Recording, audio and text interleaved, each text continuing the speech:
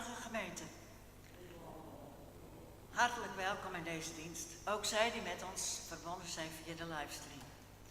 De bloemen gaan als groet van de gemeente naar Afke Hoytema Tjalsma, Grauwkot 8.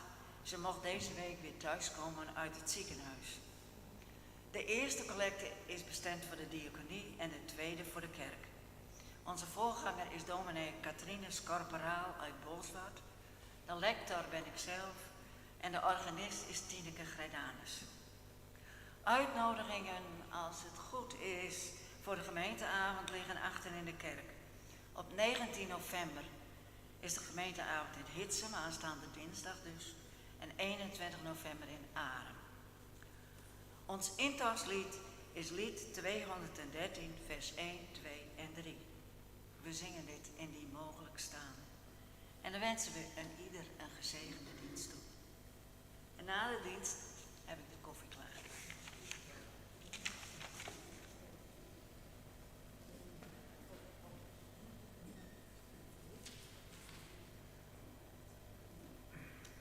En het intochtslied is 213, Tineke. Ja? Oké.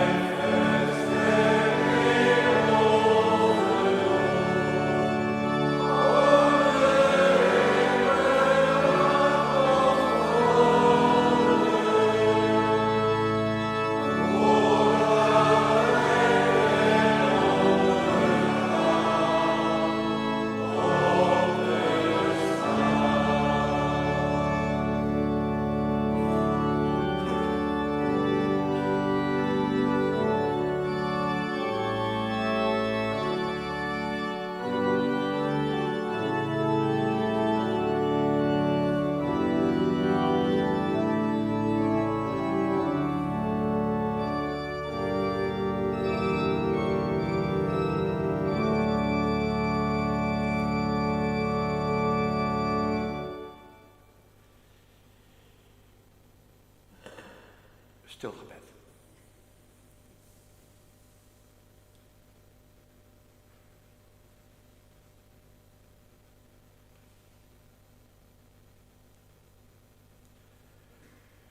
Onze hulp is in de naam van de Heer, die hemel en aarde gemaakt heeft. Een drempel, gebedswoorden. Gij die de hoop levend houdt en tegen alles in ons vasthoudt met zachte handen. Ja, zo bewaren ons de Heer. En daarbij de groet vrede van God onze Vader en van Jezus Christus onze Heer in de gemeenschap van de Heilige Geest. Amen.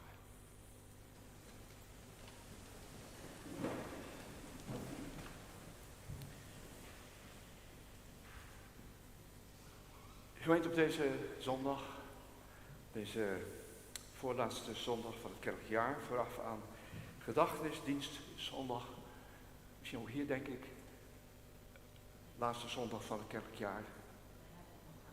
Ah, ja, nou het is, ja, zo is het in mijn ervaring de meeste protestantse kerken, laatste zondag van het kerkelijk jaar. Maar goed. Heb ik gekozen voor deze zondag, voor een gelijkenis.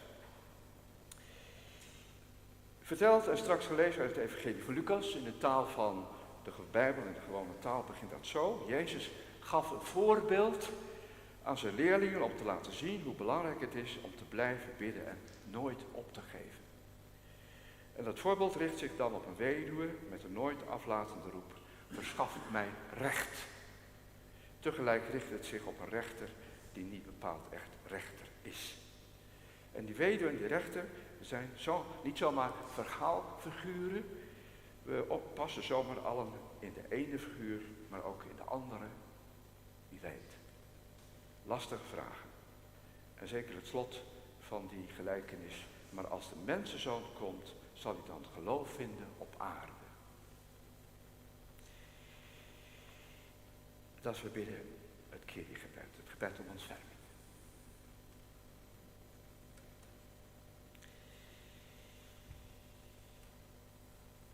Wij zijn hier binnen, o God, maar vergeet buiten niet. We vergeten de aarde niet, de aarde, het leven met al zijn hoogten en diepten, met driften en geweld, tegelijk ook momenten van even, een spoortocht van licht, kieren in het leven, ook van onszelf. Allerlei beelden zo heen en weer, van hoogten en diepten, die dan zo met ons meelopen, op deze zondag ook. Woorden ook, die gezegd zijn, beschouwingen, woorden die er toch toe doen in het leven. Wat roepen ze op? Goede woorden, slechte woorden. We zijn hier binnen, maar vergeet het buiten niet. Zo ook wat in ons binnen leeft, van buiten. In onszelf meekomt, nu in het huis van de kerk. Ook in deze maand van gedenken, die diep zwarte herdachte nacht in de geschiedenis van ons continent, de kristalnacht in deze maand herdenken. Tegelijk deze maand van gedenken van mensen die we missen, dichtbij, veraf, einde van hun leven, door ouderdom, ziekte, geweld. Dat we ons toch herpakken in deze maand ook weer, in woord en verhaal, dat mensen moed gaf in hun leven. Dat mensen nog altijd weer moed toch, ondanks alles, geeft in het leven. Niet te geloven soms, die moed, die veerkracht van mensen. Dat we ons in al die verhalen van mensen, ook in heel de wereld, ook zelf ons tegenkomen. Wie zijn wij zelf? En opnieuw weten waartoe we bedoeld zijn. Met uw licht, dat met uw licht. Op onze paden dat en wegen ons, dat we dat blijven zoeken. Ja, zo bidden wij. Heer, ontferm u. Schenk ons bevrijding, vergeving en nieuwe toewijding. Ja, dat bidden wij door Jezus Christus, uw Zoon en onze Heer.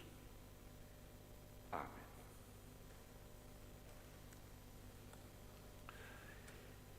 We zingen een lofzang, lied 803.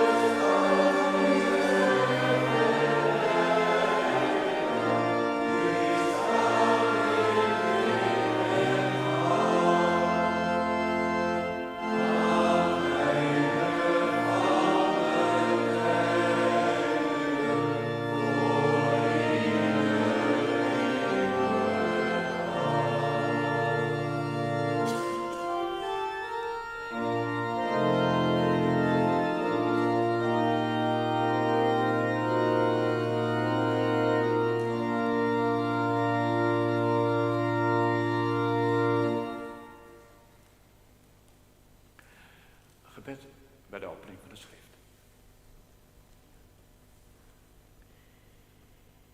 Gij, God, zie ons, ontmoet ons, open ons uw woord, ja, richt ons daarin op hem die het woord is, en zo onze Heer. Dat zijn geest op ons neerdaalt en op al de dingen van het leven. Amen. De eerste lezing is uit het Bijbelboek Zefanja, profetenboek, hoofdstuk 3, vers 14 tot 17, wordt gelezen door de lector en we zingen daarna lied 848.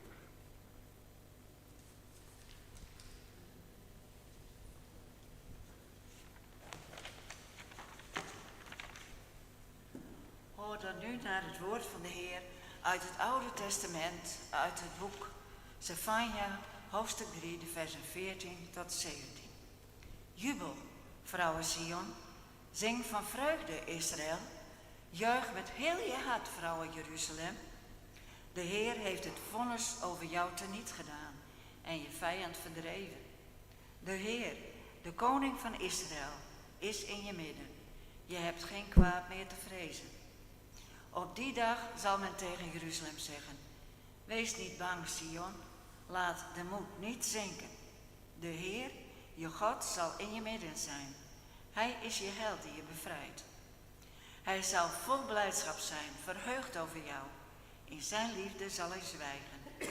In zijn vreugde zal hij over je jubelen.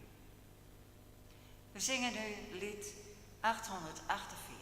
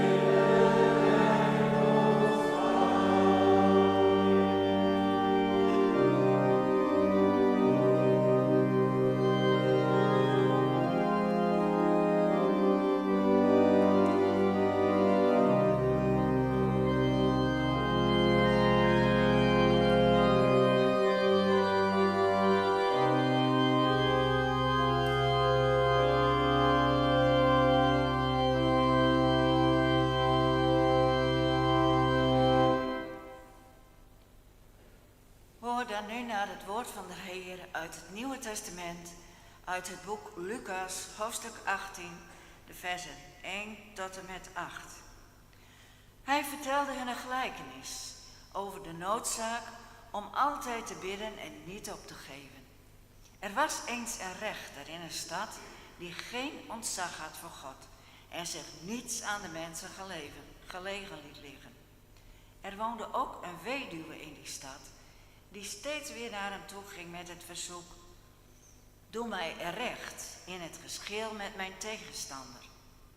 Maar lange tijd wilde hij dat niet doen.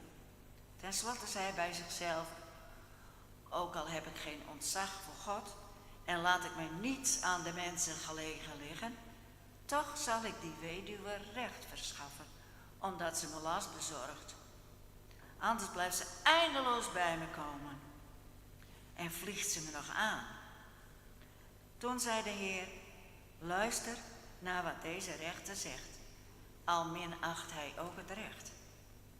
Zal God dan niet zeker recht verschaffen aan zijn uitverkorenen, die dag en nacht tot hem roepen? Of laat hij hen wachten? Ik zeg jullie dat hij hun spoedig recht zal verschaffen. Maar als de mensenzoon komt, zal hij dan geloof vinden op aarde?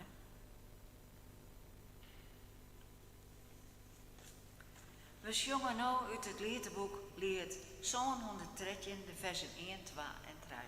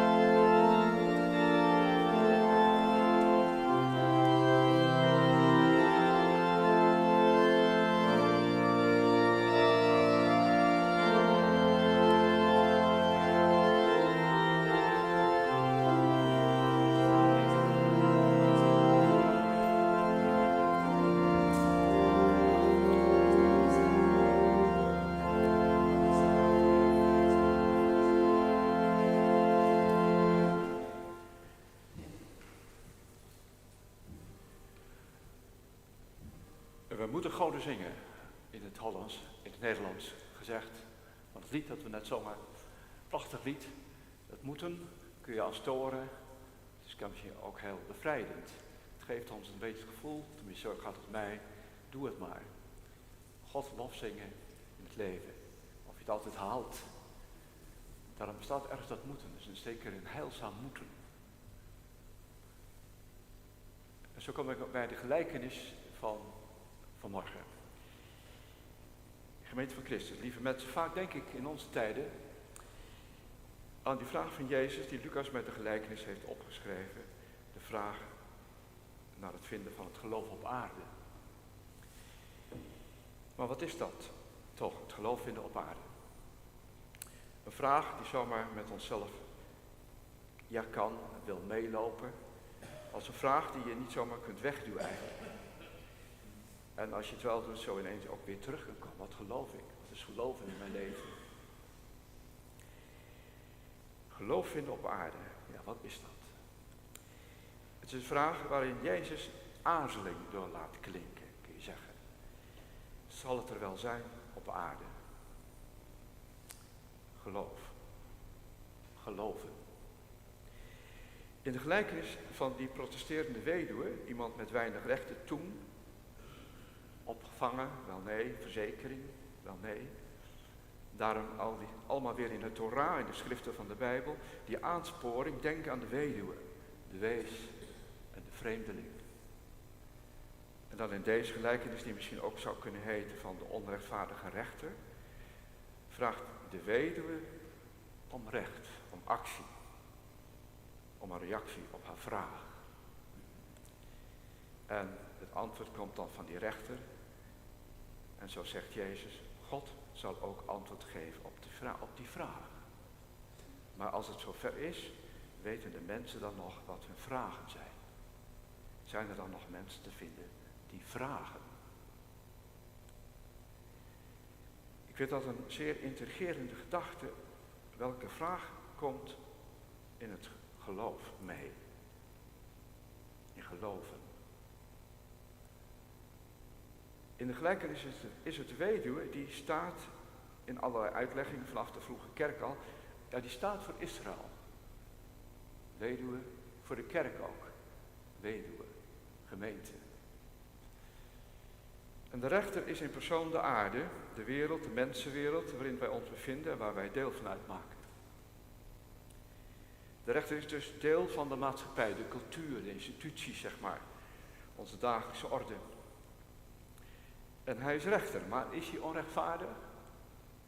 Hij bekommert zich niet, zo staat er om God en stoort zich aan geen mens. In andere woorden, hij leeft zijn eigen leven en kiest voor zijn eigen vrijheid.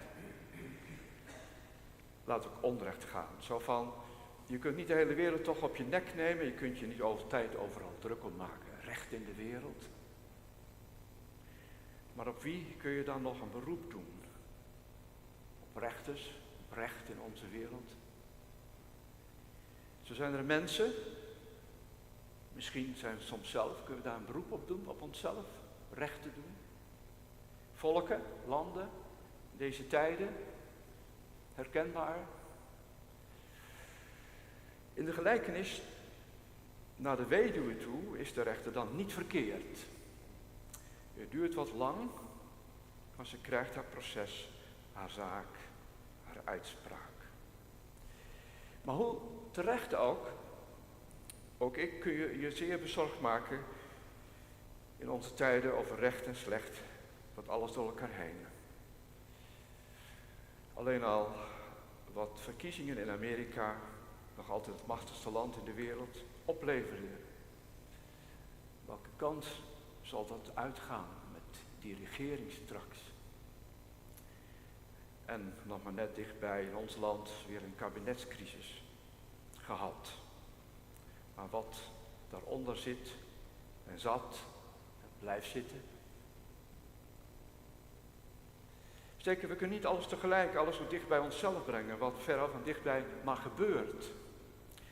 Maar we herkennen het toch wel als het eigene van de aardse werkelijkheid. Je hebt recht en onrecht, gelijk en ongelijk, rijk en arm, Goede woorden, slechte woorden. Labelen van mensen, groepen, misschien. Onze tijd. Het loopt allemaal door elkaar. Zoveel dat ik mensen ken die terecht zeggen, ze doseren het wel, niet altijd het journaal aan. Maar dan, wat zo uit deze gelijkenis van de weduwe en die rechter wegloopt, het is als een roep, als een stem. Iemand die dan zo ineens komt aanlopen en die vraagt, hoe zal het met de toekomst gaan? Hoe zal het verloop zijn van de geschiedenis, de cultuur, de politiek, de aarde? Wat zal er van mensen, van ons worden? Alweer meer dan 40 jaar geleden maakte de toen bekende zanger Bob Dylan een liedje over een Amerikaanse soldaat die zwaar invalide terugkwam uit toen de oorlog in Vietnam. Hij kon niks meer zien. Hij vroeg zijn moeder zijn onderscheidingen te bewaren en zijn geweer te begraven. Hij vroeg zijn vriendin om vlak bij hem te blijven. Het liedje zingt, I can't see you anymore. I am knocking on heaven's door. Ik kan je niet meer zien. Ik klop op de deur van de hemel. Zo lijkt het hier ook in de gelijkenis van Jezus te zijn. Een weduwe klopt, zitten mensen er wel op te wachten? Zijn er wel mensen die kloppen op de deur van de hemel? Zijn er wel mensen die een vraag hebben, een echte vraag? Zal er wel geloof zijn? Gemeente, de visie is de vraag naar geloven als, kun je zeggen, als vraag. Blijkbaar is dit een kwalificatie, een herkenningspunt. Geloven is niet een antwoord op je vraag, maar het is een vraag naar een antwoord. Geloof dat God al een antwoord hebt gekregen, maar dat je ooit een antwoord zult krijgen. En het is een antwoord vinden op aarde. Dus niet na je dood, maar in dit leven. Ik heb naast dit gedeelte Stefania uitgekozen, een profeet die leefde in onzekere tijden, net zoals wij nu. En het gaat dan om het oplossen van eens Noord-Israël in de volkerenwereld. En met een wankelijke situatie in toen Zuid-Israël met een heel jong koninkje, Josia, en een godsdienst die een mengelmoes was van verering van allerlei goden. Waaronder de God van Mozes. Ach, ja, waarom ook niet? Maar dan die profeet, Stefania. En dat staat in die korte lezing die we hier hoorden. Hij ziet een perspectief voor zich van een komen. Hij ziet wat Jezus ook ziet. De eeuwige, de Heer zal er zijn bij Jezus en bij zijn mensen. En dan dat zo heel treffende woord. Stefania zegt, de Heer zal zwijgen in zijn liefde. Schiet je daar nou wat mee op? Toch is dit het antwoord, denk ik. Hij zal zwijgen in zijn liefde. Zoals bij die profeet staat. Ons vragen in het geloof is een vragen naar God. Daarop komt het aan. En zoeken naar God. En hij zal zwijgen in zijn liefde. Wat is dat toch voor een God? In de geschiedenis hebben mensen op vele manieren bedacht wie God is. Een gangbare manier van denken is geweest dat je het bestaan, alles wat er is, het zijn hebt, de natuur, de mensen, de aarde, de sterren, de tijd, de ruimte. En dat de oorsprong daarachter aan de basis God is. God als het hoogste zijn. En dat was vooral in de middeleeuwen. Weer later na de Reformatie en in de verlichting in de tijd van de ontdekkingen, via natuuronderzoek en wetenschap vond men alles zo mooi bedacht. Structuren van kristallen en atomen, van hoe alles werkt en in elkaar zit. Daar moet wel iemand achter zitten die een superbrein is. Een God die de hoogste intelligentie is. En de mensen dachten ook na over de goede en slechte dingen die er gebeuren. Ze dachten over de wil, het handelen en de gerichtheid op het goede.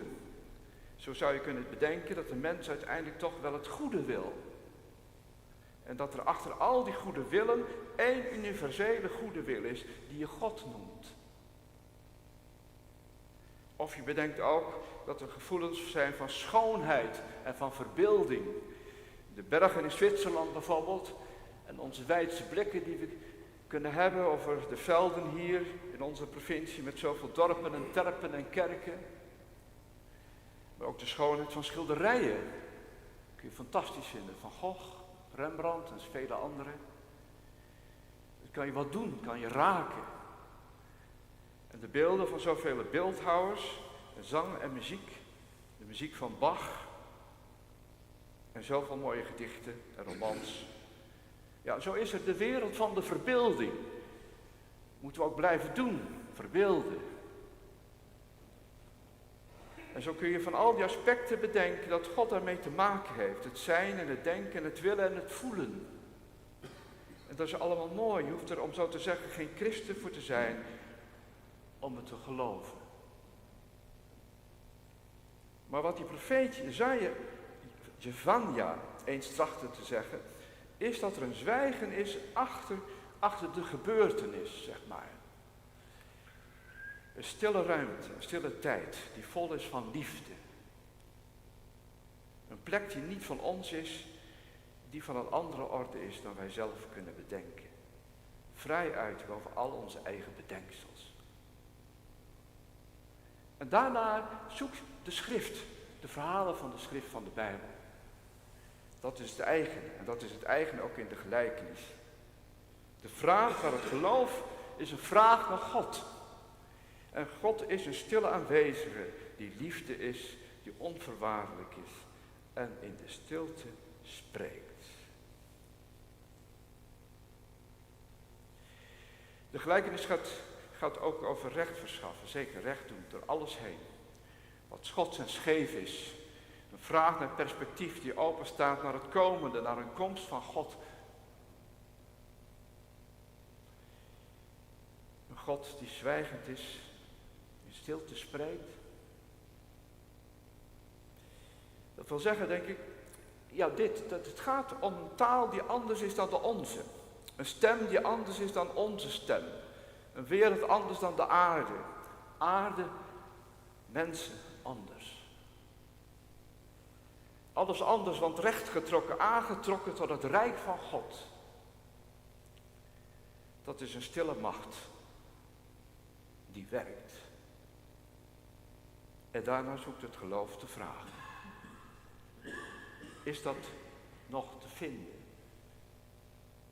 In jouw geloof, ons geloof, geloven. Geloof dat zich betrekt op een liefde die spreekt. Dat we zo het verhaal van Jezus gekruisigd en opgestaan blijven horen in verwondering. Naast en met ons meelopen dat verhaal van Jezus. Naast en in ons. In onze tijden ook. De grote godzoeker Augustinus noemt dat ook zo in zijn belijdenisboeken. Als hij het heeft over dat hij een denker is. En hij weet van willen. En van voelen in het leven. En van gevoelens van bedroefd zijn. En van beproefd worden ook. Hij zegt dan, ik zocht u God daar waar u niet bent. Ik zocht u in de dingen die buiten zijn. En zo was ik niet bij u. Maar u was wel bij mij. En u hebt geroepen en mijn doofheid gebroken. U hebt gestraald en mijn blindheid verjaagd. U hebt geademd en ik heb u ingeademd. Ik heb u beproefd en nu heb ik honger. U hebt mij aangeraakt en nu ben ik ontvlamd naar u en leef ik lichter laaien naar u toe.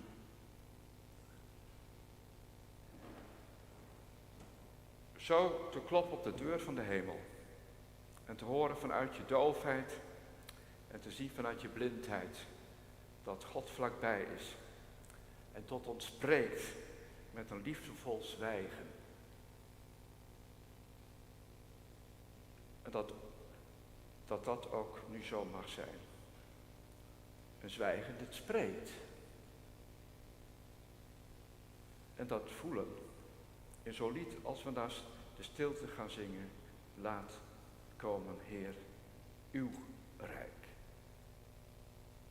En daarom zegt dat lied dan ook, Heer, o God, kom, sta op, sta op. Want, zegt dat lied dan, op u staat onze hoop, die onze herder zijt.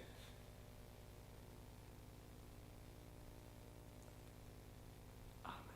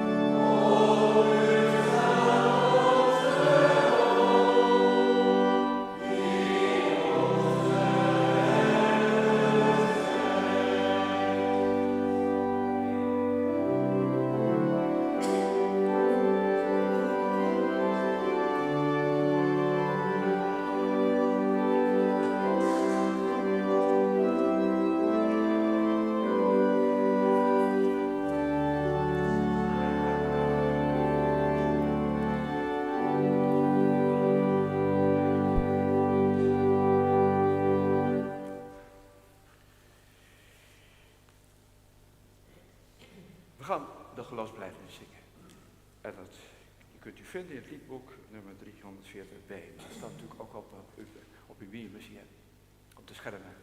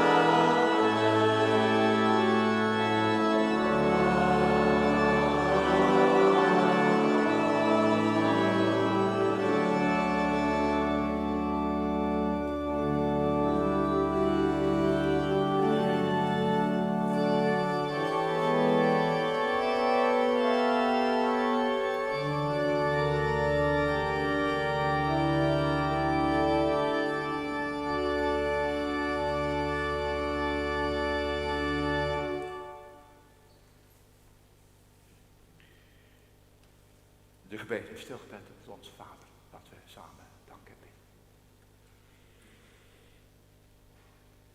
O God, gezegend zijt gij die in Jezus, uw Zoon, ons roept om in liefde naast mensen te staan. In verbinding, in tegenspraak en samenspraak. In spiegels voorhouden van weet je wel wat je doet. En onszelf dan niet buiten houden. Zo bidden wij in onze tijden voor de kerk in de wereld, waar zij ook maar manifest is. En als het kan ook weer wordt, ja, die wondere gemeenschappen van mensen zoals wij ook hier zijn. Waar geweten wordt van het gebed tegen de klippen op, van zondag tot zondag. En de grootste klip soms onszelf. Om nooit op te geven. Dat ondanks alles wat het visioen van recht en vrede voor ogen blijven houden, wat dat betekent. De levende woorden van u voor ogen houden. De aarde anders, de mensen anders, wij. O God, dat woorden en beschouwingen over hoe het gaat in onze tijden er toch toe doen. Wat zeggen we toch? Wat roepen we op? In welke richtingen wijzen we?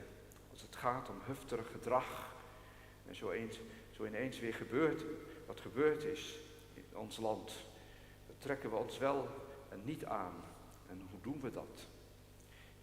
Zo zijn we, o God, in gedachten en gebeden bij de Joodse en moslimgemeenschappen die in recht en vrede deel willen zijn van onze samenleving. Ja, wat kunnen wij doen? Zo elk op zijn eigen wijze in het leven met dat alles, hoe klein ook, dat het gebed niet verstomt om recht en eerlijkheid te blijven oefenen. Recht te zien, ja, help ons daarbij, elk daarbij. Of we dat redden elk moment in ons leven, in zoveel wat in ons leven meekomt. Daarom hebben we u ook nodig, in heel dat gewone leven van ons. Om toekomst open te blijven houden, voor onszelf ook. Voor wie ook, om ons heen ook. En zeker voor volgende geslachten. Zo hebt u toch ook ons nodig. Ja, zo bidden wij ook dat we niet cynisch worden. Zo ook dat we vluchtelingen niet speelbal laten worden van cynische machten. Maar dat eerlijkheid en menselijkheid in wat wel en niet kan, helder blijft in gesprek. De hoofdtoon blijft. En dat dichtbij en veraf. Het gesprek tussen land en volk. Ook nu er zoveel onvoorspelbaar is, van wat zal er gebeuren verder. Wat vooral ook machtige landen zullen laten zien. Machtige landen en volken. In bestaande, toekomstige regeringen. Zo bidden wij nu ook weer voor wat maar door blijft gaan in Oekraïne en in het Midden-Oosten, Israël, Gaza, de Libanon. Dat er toch aan die oorlogen een einde zal komen.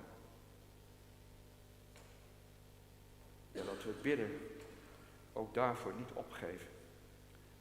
Voor mensen daar. U, die door en in hem, uw Zoon, het diepste donker toch tot het licht heeft gekeerd. Zo in gedachten, o God en gebeden, zijn wij bij gedachtenis. Deze maand, als we op welke zondag ook de woorden naar elkaar en naar u toe zeggen, dat naar u, naar ons en naar u toeroepen, herinner de namen.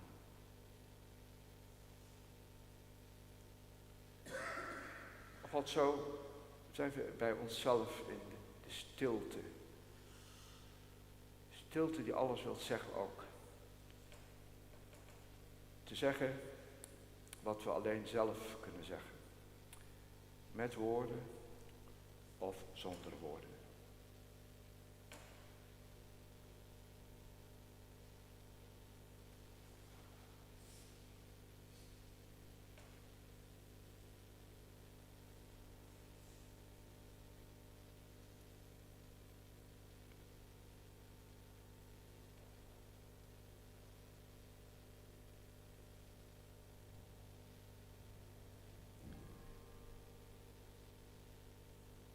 Verhoor ons, o God, door en in hem, Jezus Christus, die ons mee wil nemen in zijn gebed en het naast ons mee bidt.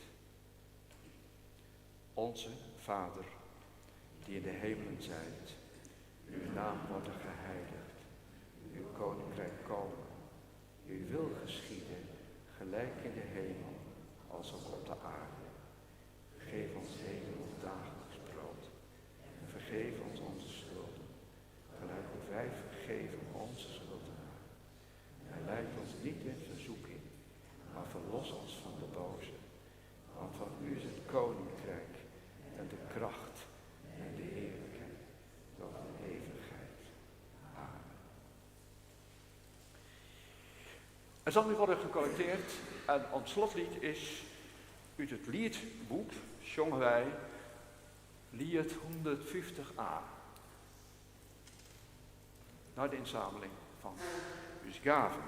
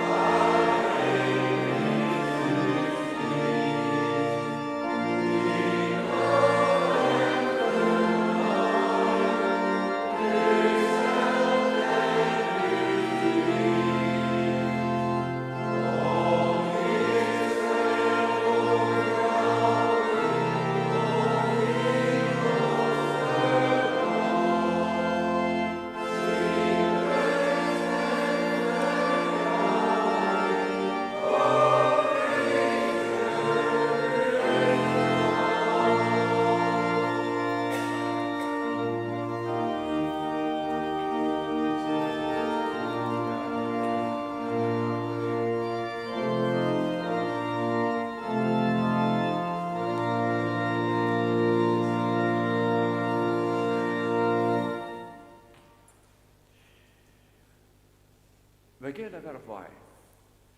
Zending en zegen. Zending en signen. Ga dan heen, gezegend met de zegen van de eeuwige. De Heer, zegen u en behoed u. De Heer doet zijn aangezicht over u lichten en geef u genade. De Heer verheffen zijn aangezicht over u en geef u vrede.